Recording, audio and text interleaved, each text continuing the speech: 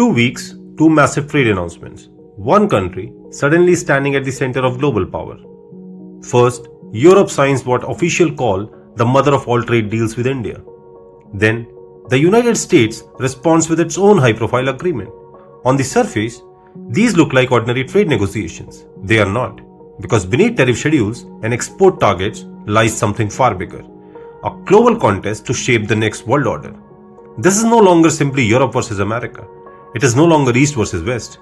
It is a race for India. Let's begin with the facts. The EU-India Agreement. On January 27, 2026, the European Union and India concluded a sweeping free trade agreement. Nearly 96.6% of goods traded between them will see tariffs removed or drastically reduced. The stated goal? Double European exports to India by 2032. And the key European winners include automobiles, wine and spirits, pharmaceuticals, industrial machinery, high-end manufacturing. One striking example, tariffs on European wine fall from 150% to roughly 30% over time.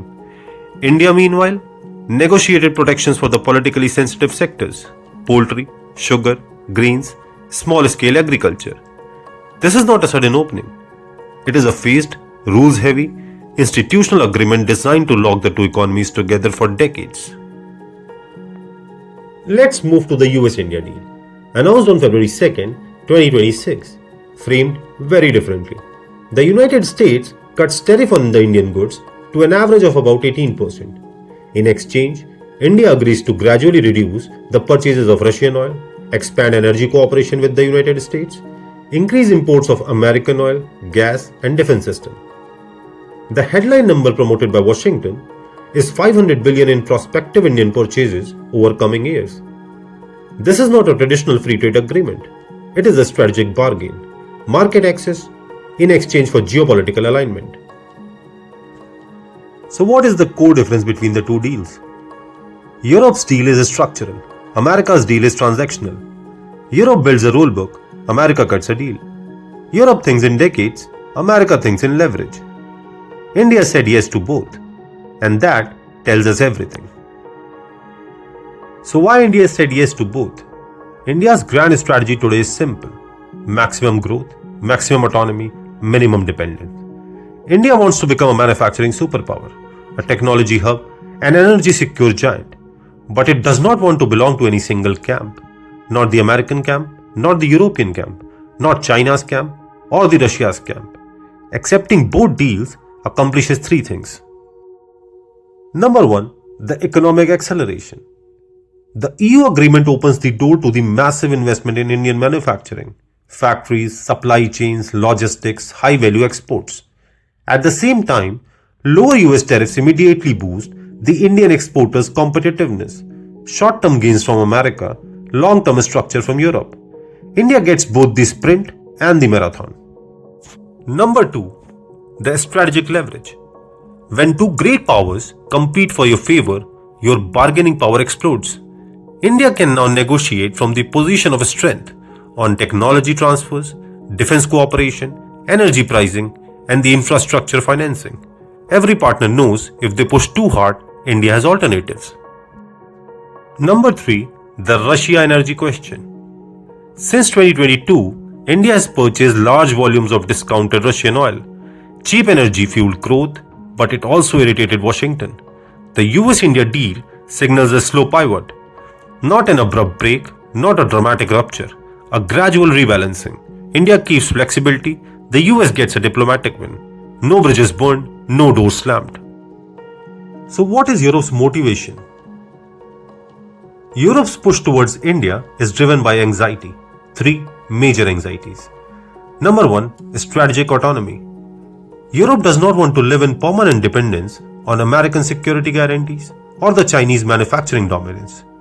India offers a third pillar, a democratic giant, a massive consumer market, a rising industrial base. By binding itself economically to India, Europe gains a breathing room.